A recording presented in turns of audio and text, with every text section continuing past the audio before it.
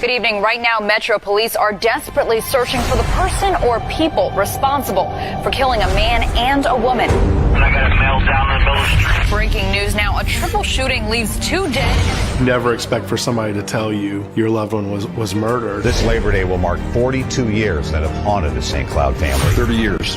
30 years this family has waited for answers. A couple months go by, 3, 4, 5, 6, and you really start to struggle with the idea that the case might not get solved and that somebody might get away with murder. It's very unfortunate that we have any cold cases at all, and certainly unfortunate that we have as many as we do. And that's why Ryan's work and the work of Project Cold Case is so important.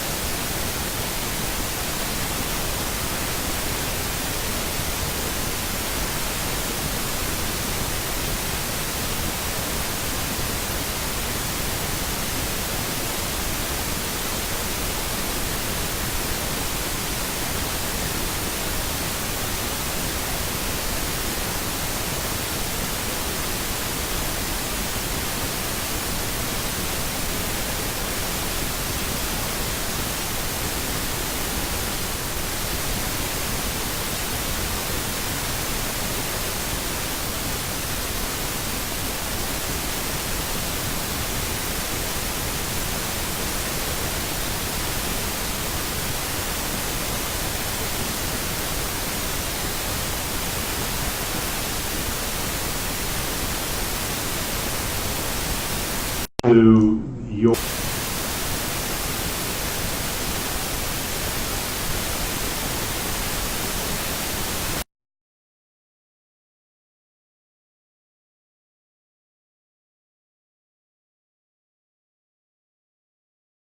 Everybody hear us now? Now can you hear us?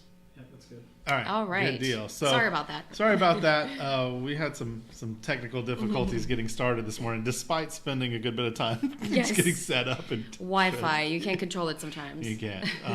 But anyway, we were just saying thanks for joining us again this week. We've got Lorena Inclan from Action News Jax back with us. Last year, we did a segment on George Schwender, who was a armored truck driver for Brinks. And in June of 1970, while they were doing a pickup off Beach Blvd in Jacksonville, Florida, there was an attempted robbery and a shootout happened.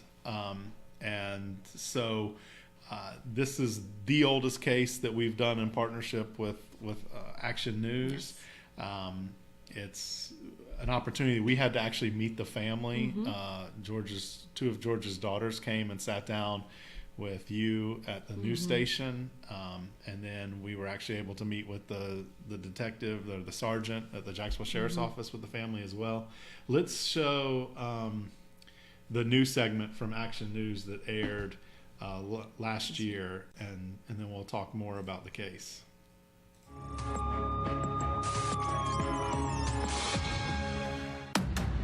Brink's guard slain in a hail of gunfire. Photos show detectives at the scene. A shootout in broad daylight made headline news in the summer of 1970. These are snapshots of the day that changed the lives of Adrian Saxe and Diana Miller forever. First words was she said, "They shot your dad and they killed him."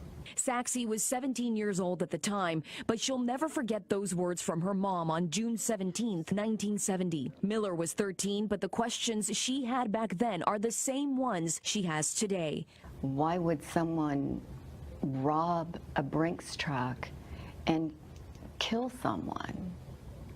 You know, for what? For money?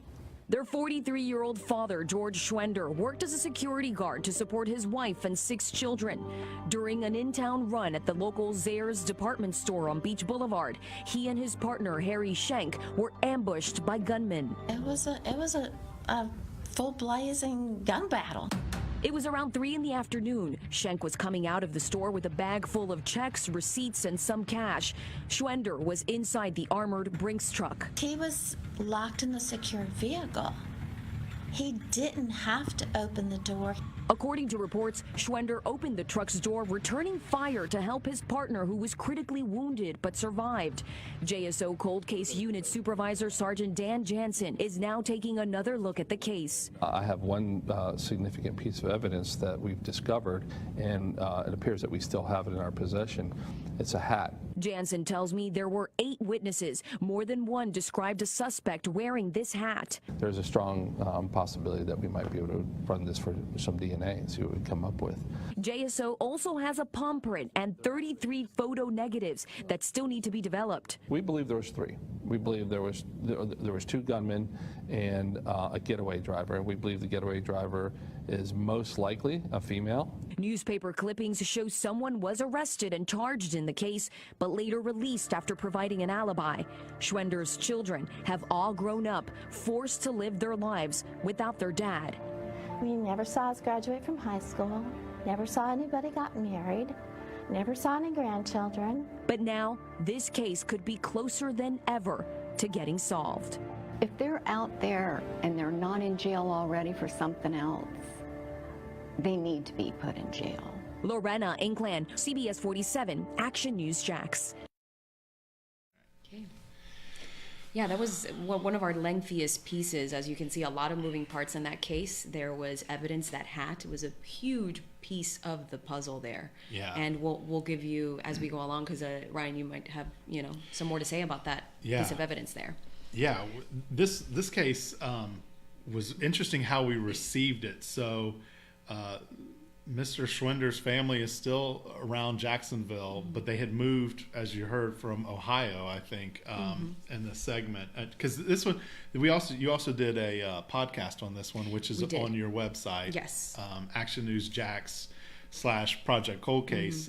And there's about almost an hour-long podcast, which is a lot more of the interview with Diana and Adrian. And some more with Sergeant Jansen from the Jacksonville Sheriff's Office. So when we did those, we found out a whole lot of information, but how the whole thing started was actually an employee with the Jacksonville Sheriff's Office has a connection to Mr. Schwender's wife. And so they had reached out to us and asked if we could feature the case, maybe do something online or with the media. And we reached out to Mrs. Schwender, and she said, "Oh, that was so long ago that, whoever did this to my husband is either in jail or dead. They're bad people, and they lived a bad life." And she was pretty well at peace with, with her belief that whoever had done this to her husband was where they deserved to be.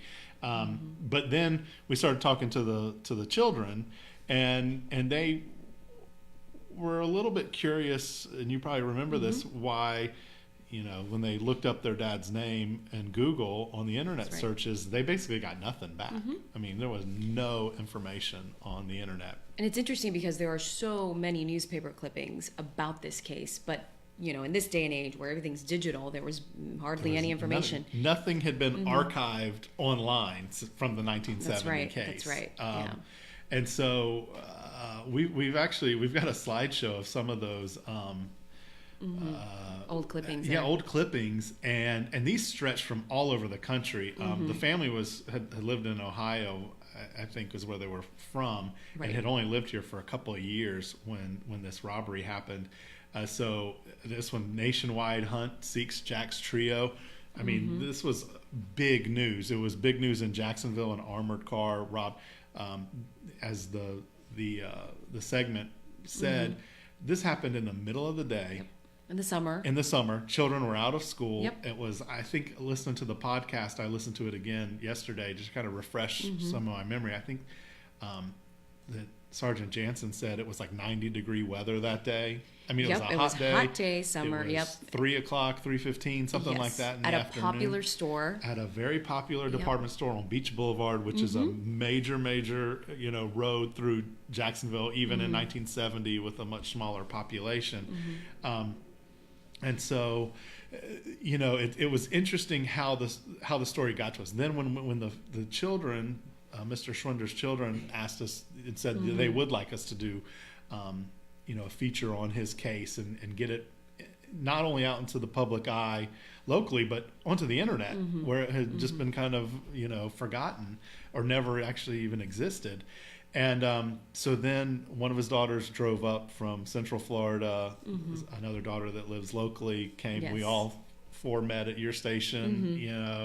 They had a folder just Filled full with old newspaper clippings, and each clipping had a date on it from when they had it.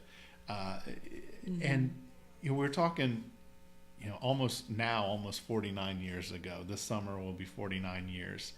And Mr. Schwender was 43 when he was murdered. He's now been gone longer than he was alive. Right. But he left behind 6 children, a wife and 6 children. I was just going to say that it was a big family. He was, the sole breadwinner. Sole provider for that household.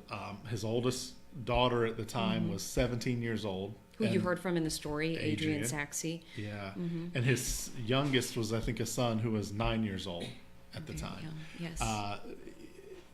And we were lucky enough to have some conversations on camera, mic'd up and then not. And I can't remember exactly everything that we talked about, if it was captured, even in 2.5 minutes. But we spoke for a long time. Do you remember Adrian telling us that there was a man that worked at Brink's for her dad, or her dad worked for a man at Brink's? Because he had been working for Brink's for 20 plus years. Yeah. So he was a very loved employee. Everybody in the company knew him, and I believe he held like some sort of leadership role too. I believe. And they really tried to take care of the family. They did. They told Adrian, as a 17-year-old young woman, to put all the bills that came in the mail into a manila envelope, and on a certain day of the month to meet him for coffee. And that coffee was basically her exchanging that manila envelope, and that was just one less thing that the family had to worry about. There was a reward that Brink's put up of $25,000 for information in this case. We did some number crunching, and Clint, our producer, marketing guy here, did some number crunching on an inflation calculator, and $25,000 in 1970 would be like a $165,000 reward today. Wow. So with the publicity that this case got, with the reward money that this case received, it was understandable how the family just couldn't comprehend how it had just fallen off the radar, and it wasn't on websites, it wasn't on on any archived footage anywhere. It was just it was like nothing that happened before Google existed. I know, isn't that incredible? And we hear that from a lot of families, and they, now that we've done this story, now you can search a George Schwender on Google, and you will find this story, and you can read a lot more about it. And also, you mentioned it was in the middle of the day, in the summer. There were a lot of witnesses too. There were a lot of witnesses. And that police department back then, the Jacksonville Police Department, spoke to, and even still was not able to solve this case with the amount of people who were there witnessing this. And it's incredible that nobody else was hurt or killed. It really is. And so basically George Schwender is the driver of the armored truck, and he pulls up to the Zayre's department store with his partner. And his partner, Hary Schenk, gets out and goes inside to get the day's receipts, which the daughters tell us is mostly credit card receipts and checks, which are worthless to him. Right. Remember back then it was different. It was like the whatever exactly, you call the that slide thing. Yes. Now I read some other reports that there was about $6,000 worth, I guess, of value in there, and I don't know if that's a combination of checks, credit cards, and cash or whatever. But at the end of the day, they ended up with nothing. The bag, whatever was in it, was dropped by barely any Hary cash. Schenk. Yes. And as he basically walked out into an ambush. He walked out of the store and people started shooting at him, trying to rob him. He was shot. He was wounded. He drops the bags and backs back into the store. George Schwender sees what's happening to his partner. He's in an armored vehicle, by the way. He's safe in that vehicle. Protected. Yes. And he gets out of that to try to help his partner. And that's when he was fatally wounded. Yeah, he's shot multiple times. and we even have an image of the Brink's truck from an old newspaper clipping with strike marks from bullets in the window. But that's an armored vehicle. He was safe. I don't know if it was if policy prior to this or if it was because of this, but we were told that the driver is not allowed to get out of the car if something like this is to happen now. Those are kind of the protocols in place because they are safe. But it was obvious, and the family even told us that that George was not going to stand there and watch his partner be attacked and shot and killed over some checks. So he fired back, and ultimately ended up costing him his life.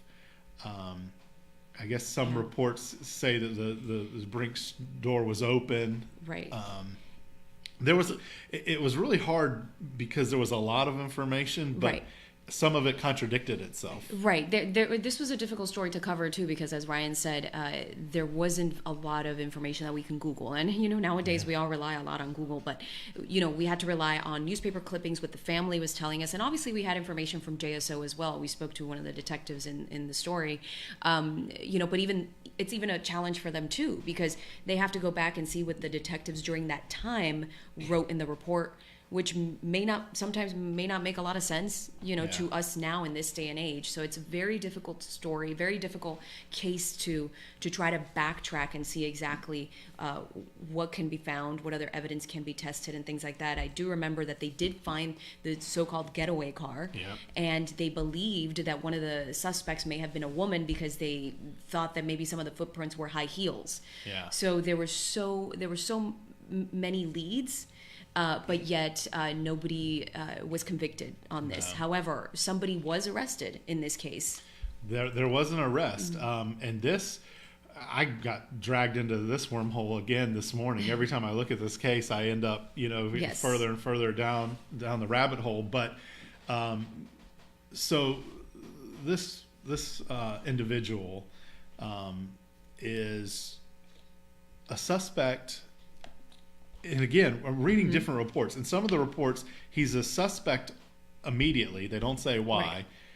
But then ends up at a local hospital with a gunshot wound, that he the claims, next day or something like that. He claims he was just walking down the street. Walking down the street, got hit by a bullet. But there's different stories on this as well. But, to sort of make a long story short on this person, he ends up getting let go because apparently there was some sort of incorrect information or incorrect identification. He was charged, but it went to a grand jury, and the grand jury found that there was not enough evidence to support that. Now, we don't have those records and know what was permitted, to the grand jury, but that same individual had been arrested and charged 3 years earlier in 1967 with him and two other buddies from Jacksonville, drove up to Missouri and broke into a bank in the middle of the night. I think it wasn't open. They didn't rob the bank, but they burglarized the bank. And while they were sledgehammering the vault trying to get in, it triggered an alarm and they were caught and arrested. So you can see the circumstantial evidence. This individual has already gone to another state and broken into a bank and tried to steal money. Now there's an armored car robbery, attempted robbery, and a shootout ensues in the middle of the parking lot, and somehow he ends up at the hospital with a gunshot wound, at the same time. Now he had an alibi that came and said he was across town or somewhere else. At work, I believe it was. Yeah. And ultimately the grand jury found there wasn't enough evidence. I mean, it was all circumstantial. To keep him, yes. So he was let go, and I don't believe anybody else was arrested in this case at all. I don't think anybody else was ever arrested. The it was further complicated because actually a few months after the Schwender case, he was arrested for a home invasion type burglary. But it turns out that he was actually working as an informant for the Jacksonville Police Department during that one to try to help them arrest one of these guys that had been known. They knew he was going around and robbing businesses and homes. And so it was really hard to start to separate the truth and real suspects and things, the more and more we got into this case. I gotta believe, though, that after all these years, and it was more than one person who attacked this Brink's armored truck, they believe they got away with this. So I believe that, we've talked with detectives about this before, that some of these people who commit these crimes start getting, confident and may say something to somebody and brag about the fact that they may have gotten away with it after all these years, so this case is prime for, technology is really advanced lately, and cold cases are more and more being solved by technology.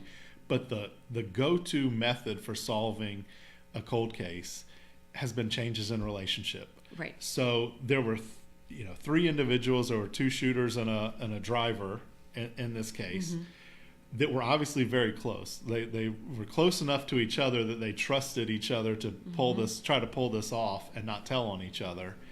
But this was almost 49 years ago. Right. Like something had to change in those relationships over those years. They each had to have or potentially had a significant other at the time or later in life, had children. One of the things we discussed with the family was that the age of this case, the suspects were between 18 and 20. The particular one that was arrested was 23 in 1970. So now he's in his mid 70s, or early 70s, if he's alive. I actually don't think that individual is alive anymore, but the other, if they're within that range, they're around 70 years old, give or take. They could certainly still be alive. They could very well be, absolutely. Or if they were living a lifestyle like that, they may not be. But this is the perfect case for somebody to come forward with information, because the family knows the family knows that the likelihood of these people still being alive, is really, is it even 50-50? It may not be if they continue that lifestyle. But they're aware of that. But that doesn't mean they don't deserve to know who did this to their dad and get that, that information, for some kind of peace. Right. A lot of people may be wondering, why are we covering cases that are so old that, suspects may be gone, dead, or in jail or something. But the reality is that, and our producer Clint's going to put up a photo now of the victim in this case and his kids. The reality is that this family was forever impacted, and those children there deserve to know what happened to their dad and why their lives drastically changed. And no matter what, even if the suspect's dead, it doesn't matter. They want to know, and it'll help them heal. In that, I think it was more in the podcast than in the segment, but George Schwender never saw one of his 6 children graduate. He never walked one of his daughters down an aisle to get married. He never met any of his grandchildren, or I think now he has great-grandchildren. I think at the time they said he had like 8 great-grandchildren, what would be now. His wife is still alive. So there was every right for him to be alive now, having witnessed all of those moments in his children's life and grandchildren's life, and now great-grandchildren's life. And that was taken. And just because it was 48 and a half years ago, doesn't make it okay. We don't just turn a blind eye to it because it was a long time ago. And keep in mind, he was just doing his job. He and his partner were doing what they did every day, and these people decided to try to take the money that they were, supposed to be retrieving, which, as we mentioned, they got away with nothing. They took a life for nothing because there was barely any money in that bag, and they ended up dropping it. And it is possible to solve cases that are this old. We've seen it already in the Freddie Farrah case. Yeah. So, yes, this is a very old case, and you may be wondering about that, but it's very possible that throughout the course of these, more than 4 decades, the people who committed this crime said something to somebody, bragged about it to somebody, and, try to remember. And if you do remember that maybe you were around during this time, maybe your dad was around during this time, ask them, do you remember that case? Yeah. From the Zayre's department store. I mean, It was a shootout in the middle of a summer day in Jacksonville. Huge story. It was a big story. In fact, of the list of witnesses, I have a relative that's on that list of witnesses. Wow. Yeah. That's right. My uncle was lived, his family, my mom and her siblings and parents lived not far from that Zayre's department store. And again, it was in June. It was the summer. My uncle was out doing something. I haven't actually talked to him or told him about this case because I don't want to, say anything and get involved in the middle of it in case they need to get in touch with him and have and re-interview him. I certainly don't want to, do that. He doesn't live in town, but I can certainly get the police his contact information if they were if they needed to speak to him now. It wouldn't hurt to ask your mom or your grandparent about that time, in 1970. And that's exactly how I found out my uncle knew. I was telling my mom about this case because it just was so interesting. This armored car robbery, shootout in the middle of the day. And were there kids around? It was just so. It was almost like a movie, and a movie script. And I'm telling my mom, and she's going, "This sounds really familiar. This sounds really familiar." And she goes, "Was this?" And I think even at the time I was telling her, I didn't know the specifics of the department store. And she's like, "Was this like the Zayre's department store?" I didn't even know what a Zayre's was, And she goes, Me neither. I haven't heard. And she goes, "Yeah." I said, "Yeah, it was. I think that's exactly where it was." And she goes, "Your uncle witnessed it. I remember the police coming to our house and asking him, some questions and talking to him and getting his information." Wow. So, even me, being stuck right in the middle of cold case stuff all the time. That had never crossed my mom's mind. She had never come to me and said, "I remember when I was a kid, there was a murder down the street, and I don't know if it ever got solved." She never thought about it, until I brought it up, and then it triggered a memory, and it turns out that there was a connection there. So it's worth a try, even if it's at the very least to speak about this man who lost his life and his family. A lot of the family members we speak to, their biggest fear is that their family members are forgotten. But now you know his name. His name is George Schwender. That's right. And he was just doing his job, and he was killed. Again, a husband, a father of 6, and he was the sole breadwinner, and that family life was forever altered. Just think about that for a second, that he didn't get to see one of his 6 children graduate to go to college. He didn't get to see any of them get married. Right. None of them have children. It just, and before, we found out about this case and brought some publicity to it, you couldn't even Google his name and find out. And this is a Brinks, again, Right. We see them all the time in the street. Right. Yeah. Every time I see a Brinks truck now, I think about George Schwender.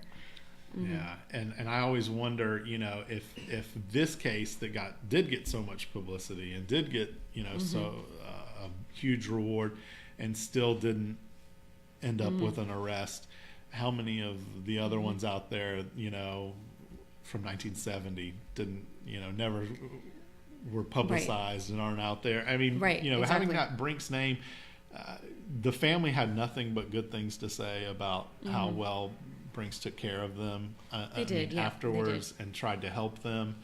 I don't believe that reward is still available, from Brinks. I don't think so. I don't think so. I mean, we didn't confirm that with them. But I mean, again, 1970, almost 50 years later, the people that are at Brinks now were not the people that were in charge back then, and these are all things that, that the family has to deal with, that law enforcement has to deal with, that, community trying to help resolve cases like this we have to deal with. These are complicated issues that are not made any easier by passage of time. Absolutely. And I'm sure, I believe that some of the witnesses are no longer alive. So it makes it even harder too. And I don't think back then, there were surveillance cameras and things like that, that nowadays, if something like this were to happen nowadays, there would be cell phone video, there would be surveillance cameras, and you would hope that it would be solved a lot quicker. Yeah, and you think about, how thought out this was. They had a getaway driver, but then they dumped the getaway car and appeared to have had a field somewhere. A dirt road or something, because that was why they thought that there may have been a female involved. There were high heel marks in the dirt around the driver's side door of the car that they dumped. So they had another car waiting, or somebody else waiting. And this is a group of people. It wasn't a lone wolf type of thing. I mean, this is a group of people who obviously talked about it, and I'm sure confided in each other after that. And like Ryan said, there might be some sort of differences in their relationship throughout these years. So we put these cases out there so you can get to know these victims too. They have a story, they have a family, their families are forever impacted because of this one incident that happened in their lives. And hopefully, it starts a conversation. Yeah. Can we show that family image again, Clint? Because this, I told you to my uncle, he was probably in that same age range as George Schwender's kids. If he's, on summer break and up at Zayre's by himself doing something, he might have been, 16 or 17 years old at that same time. Every single picture I see of my mom as a child could be that photo of George Schwender. It could be any one of our families. Yeah, absolutely. That's, in 1970 and before 1970, everybody's family photo looks like that. Yeah, that's true. That's true. And, looks like they were in the Boy Scouts? Or it looks Eagle like there was Scouts, some kind of, scouting. And, he's there in his Brink's uniform, right then. It's just, it is important. I mean, we were talking to the family and you asked, do you fear that your dad will just be forgotten? And they both had very similar responses, which were, I'm paraphrasing, but something along the lines is, as long as we're alive and we keep telling our kids, but eventually, he could just fade off into obscurity, which, I think his daughter says, which is going to happen to us all, at some point. And sadly, the people who did this, it's very possible that they lived their lives and they had families. They, maybe went on vacation somewhere or enjoyed their lives. Meanwhile, a family of 6 kids and a wife, their father was gone, and the sole person who provided for them gone. Yeah, I would seriously urge anybody that thinks they remember something from back then or was told something from back then, to call Crime Stoppers, to call the Jacksonville Sheriff's Office. That case could still be cleared. I mean, the Sheriff's Office wants to clear that case.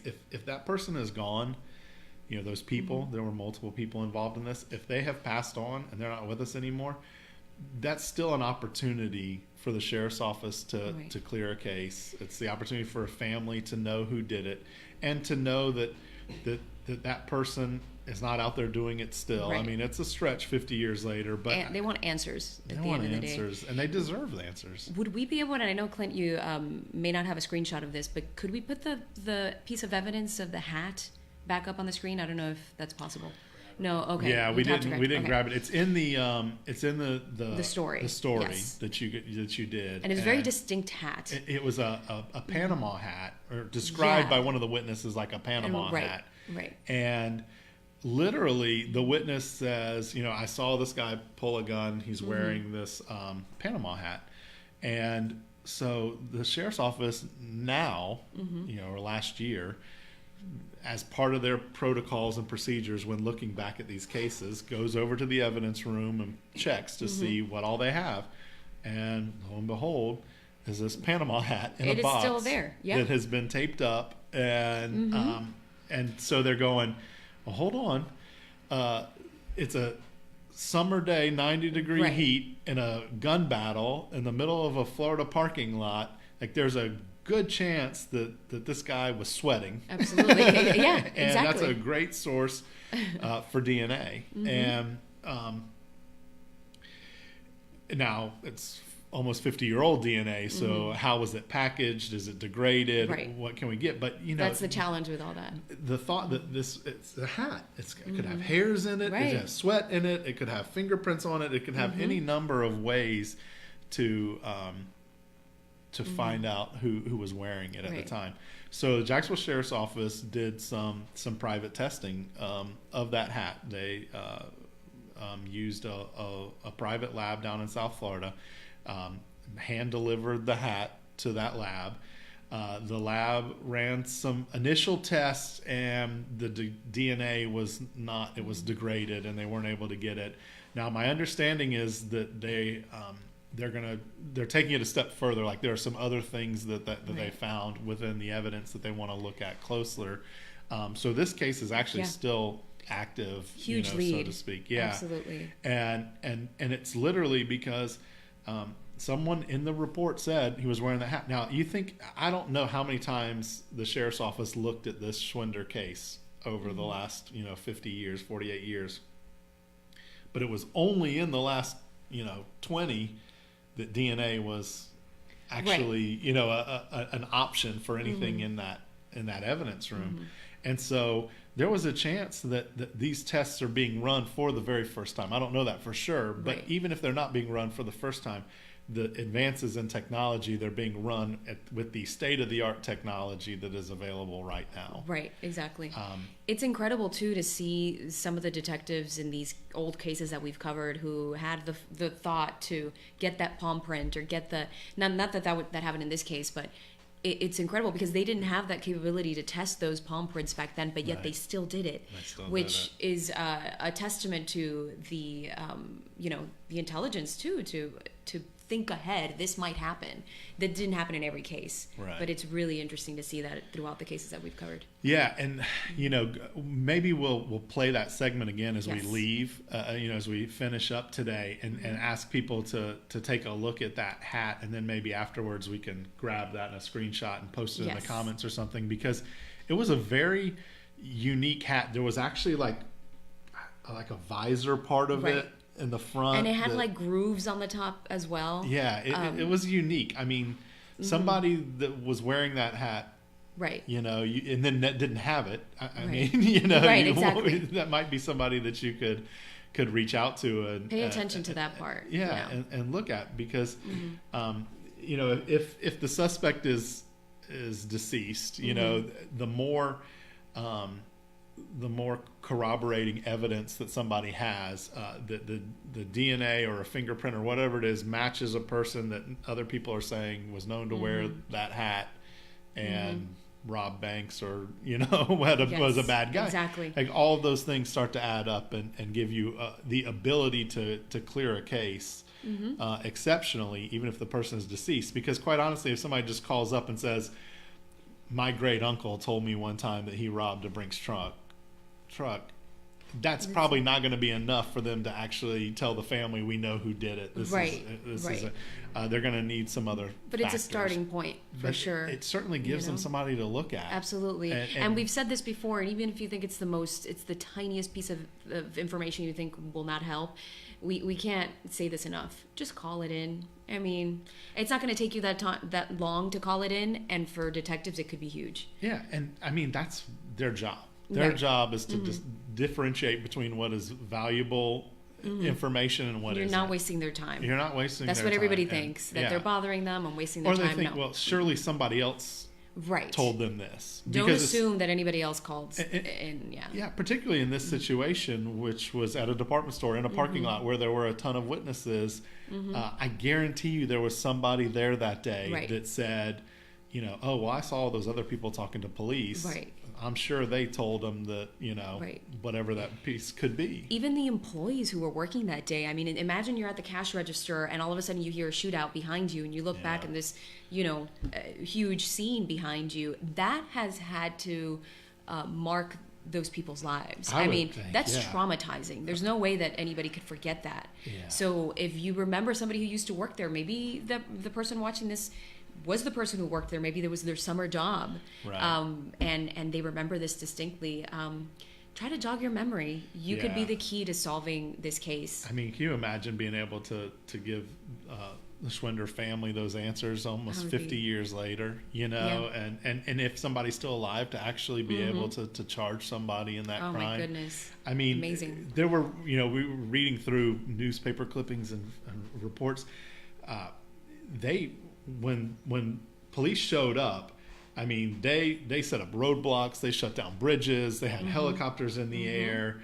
I remember at one point you asked Sergeant Jansen at the Jacksonville Sheriff's Office, there was a newspaper quote that was something, this was the largest investigation in our history, in the history of our city. All the reporters were there, all the print media, and he kind of sloughed it off that everybody gets every investigation is good, and I don't really know what was big and what wasn't. He wasn't there, but you do get the feeling that no stone was left unturned, that they were searching and searching and searching to try to find this. I mean, I'm sure, this had an impact on Brink's. I mean, I'm sure it's hard to hire people when, this is in the media. When this is in the media. Absolutely. So they had a vested interest in getting this case resolved. And I know for a fact that this was a huge case back then because of the sheer number of newspaper clippings that the family brought to us, the sisters. There were so many of them. I mean, dozens. And a lot of times when we do some of these older cases, there's maybe one, if you're lucky, 2 newspaper clippings. Right. There were dozens in this case. And sometimes it's a paragraph. Right. You know what I mean? Just a little blurb of this happened, and that's it. When we were researching this on some newspapers, newspapers.com, the website, which archives a bunch of old newspaper clippings, they do not have the Florida Times Union, which is where this happened.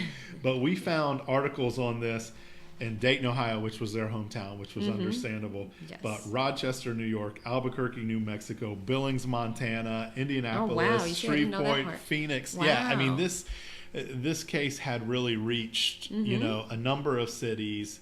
And again, we're talking a very different time. This was not Facebook, social media era where you post one thing one place and it goes viral and everybody in the world knows about it. These stories had to be picked up from each individual paper, and feel like there was some value to it to put in Billings, Montana. I mean, maybe they were just trying to fill space in a paper, but it was a story of interest. Right. And also Brink's is a national brand. So if Brink's operated in some cities, I'm sure that those newspapers saw value in covering the story, especially because they had that company there. And as we mentioned, I got to imagine that this changed the way that they operated too, to protect their employees. Do we have any questions, Clint? Any chance? No.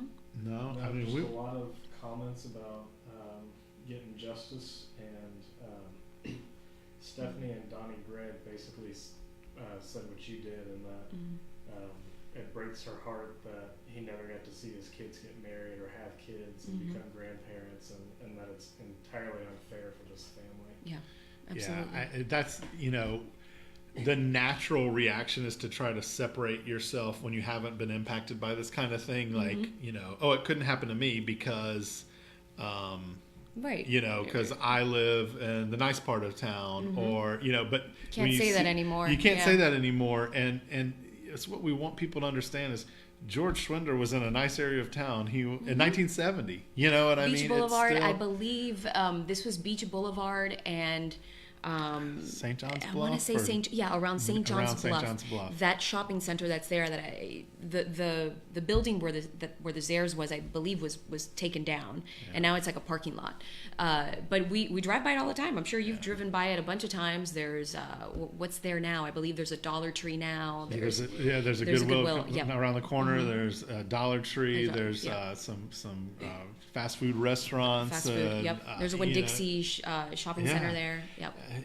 It's hard to believe it. It does seem like we've just skipped over and just wiped it out. And I feel lucky and glad that we're able to do these partnerships and to bring these back to light, because George Schwender's family deserves they deserve answers.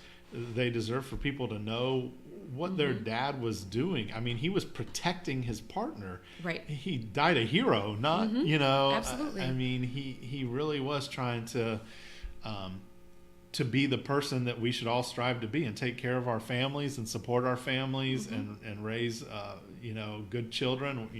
Again, we were lucky enough to meet with 2 of his daughters, and just the nicest women you'd ever want to meet. Very sweet. And it was cool to see them speaking, with each other about the case. And I remember the younger sister, Diana, at one point said, "Oh, I didn't know that." When her older sister, Adrienne, was talking about that day and how they found out when it happened. Somebody went to their home, and it was sort of therapeutic for them in a sense, I think. So. And Clint, do we have that picture of them with Lorena sitting at the and this picture they're actually laughing. Like we were having a conversation in your studio, and they were remembering things from back then, and things. When their dad was around and the things that he would say, and it was really nice to see them reminiscing about the good times, you know? And you know, I have people tell me sometimes, they go, well, aren't you worried when you reach out to a family that they're going to tell you, I've moved on, I don't want to talk about it, that's in the past, I don't want, and I have never really, I mean, there rarely and occasionally there's somebody that says, I don't want to go there. Isn't that interesting? I feel like that says a lot. Yeah. They want to talk about it. Why? And you know what? Remember when we interviewed Patty, who works here, she says that a lot of people, when her daughter, when it first happened, when her daughter was killed, she told me that a lot of people didn't want to mention her daughter's name around her because they felt bad. They thought that she was maybe going to break down crying or something like that. And it's the complete opposite. She says, no, mention her name. Right. Yes, say her name and say it loudly. Exactly, exactly. I want to know that people remember my loved one. Exactly. You know, I want to know that he or she mattered to somebody else besides me or besides us, you know. And we're not saying everybody feels the same way. No, not at all. But when we were discussing, you know, whether we could revisit this case on our Facebook Live today, I reached out to the family, to Diana, and you know, there's always that moment of hesitation where it's like, you know, did we open wounds? Are they going to be, you know, are they going to wish that they hadn't, you know, done this? And I said, hey, you know, I was talking with Lorena the other day, and we're, you know, trying to plan another Facebook Live, and we were thinking about doing your dad's case and revisiting it and showing it. But I obviously wanted to ask you first and, you know, make sure that was okay. And so if you want to check with the family, she goes, yes, please. And thank you. Yes. You know, we do have their blessing to do this. We have their blessing. It's important to us that we ask for that. Absolutely. And sometimes within families, they're not all in agreement. But you know, we tend to err on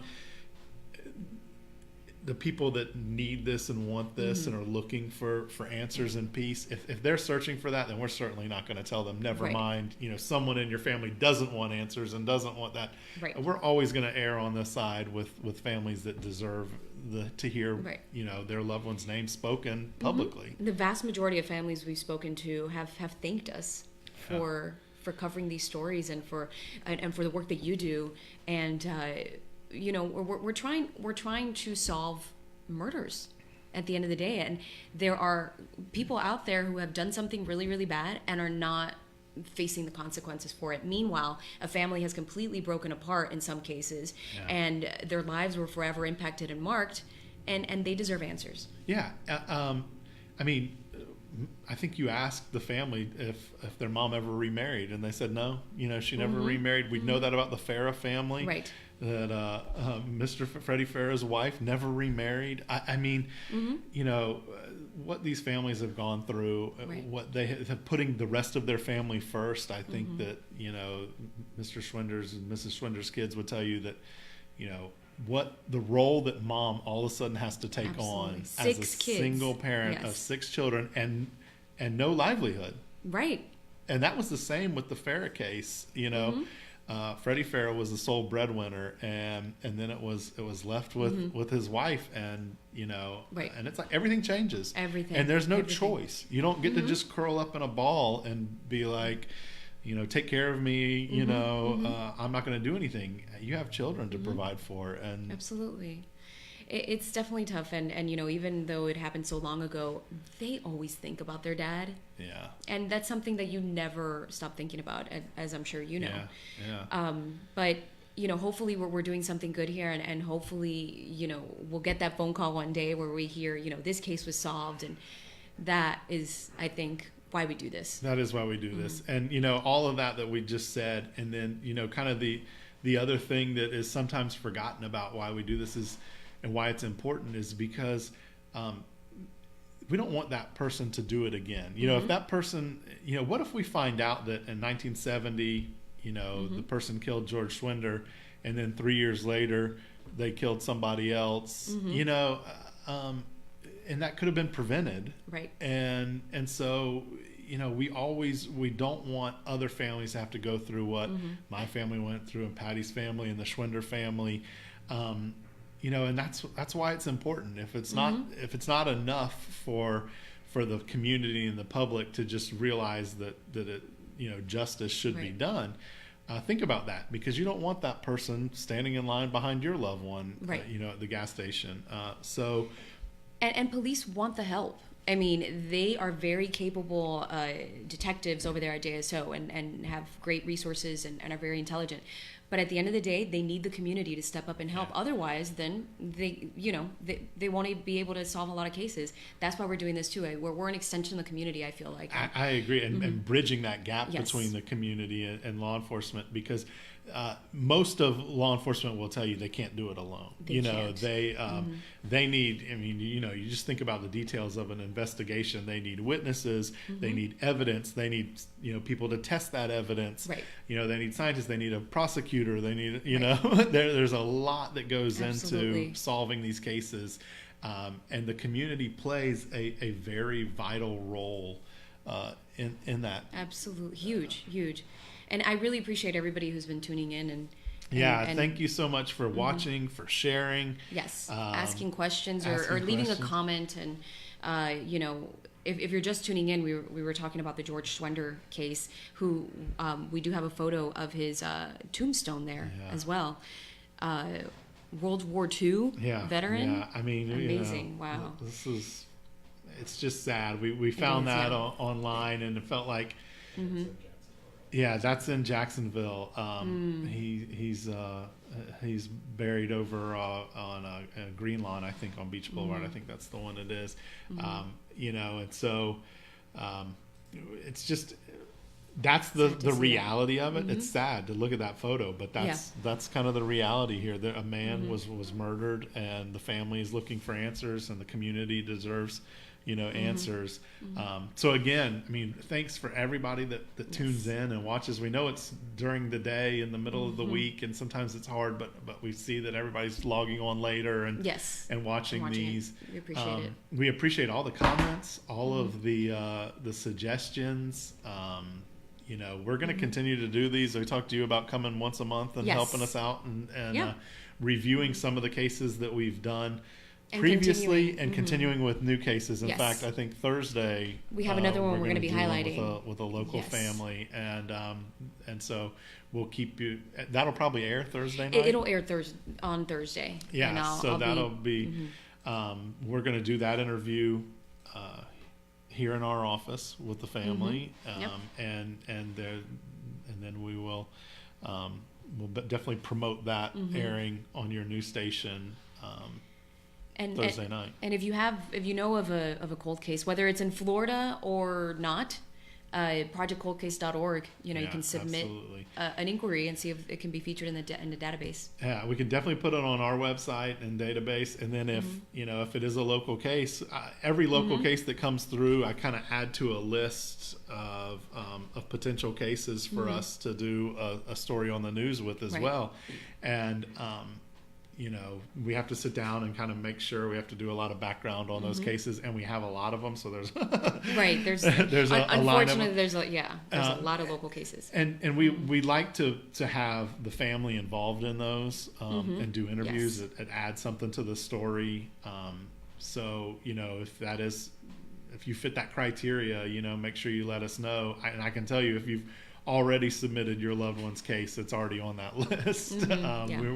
That's just one of the things that we offer. If we have the opportunity to feature that case in the local media or beyond, even national media, we certainly will try.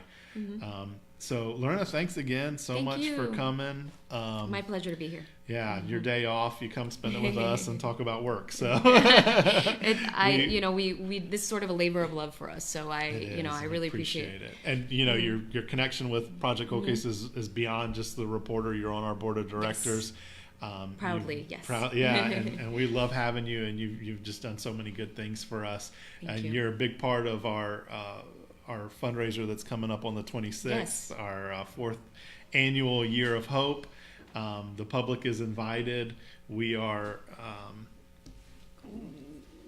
providing food. We've got some stuff catered. We'll have a silent and live auction, cash bar. There's the address on your screen, 1601 Oaklawn Place. Although for GPS purposes, it's probably better to put 1601 Inman Place because that address just changed and Google hasn't quite caught up yet. Google Maps and GPS haven't quite caught up with the change. But it's on San Jose Boulevard.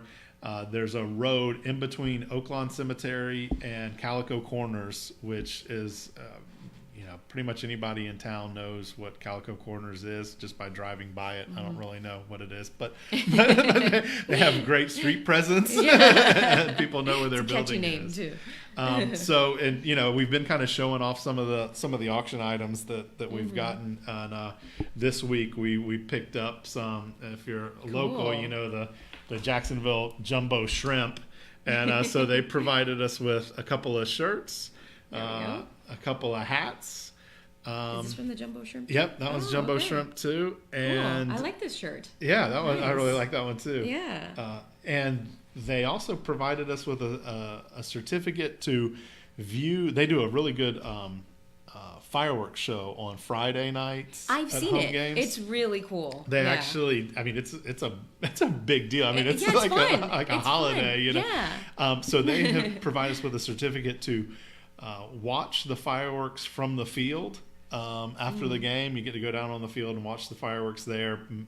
Depending on the game, potentially in the dugout, that kind of thing. So they've made some cool game day experiences, and there's also 4 tickets to a Jumbo Shrimp game included in these packages. It's a cool way to spend a Friday night too. If you're looking for something other than the movies or dinner or something like that, go support the local team too. Exactly. So next Tuesday, we're going to do this again. I think we're going to do it around 2 p.m. next Tuesday, and we're going to discuss the event. And that's all we're going to talk about, what we're doing, what we're going to talk about the things we've accomplished in 2018 and the goals for 2019. We're going to show you some of the auction items that we've secured, which have been abundance. Some really cool items. We're hoping to entice some of our viewers to come out and support us. Yes. If they want to attend, what should they do? Yeah, just if you could let us know you're coming, because we are catering it, and we want to make sure we have a somewhat accurate Yeah, you want to make sure you eat. You want to make sure you eat. We don't run out of food. But let us know. It's open to the public. There are no tickets. There's no cost to you. And, as we grow and as our reach expands, that's probably going to change. And there will be a time where we have to charge for entry and to recoup some of that money in catering and venue and those kinds of things. But for this year, this 4th annual Year of Hope, you just show up. And like I said, let us know. We're expecting between 120 and 150 people to come.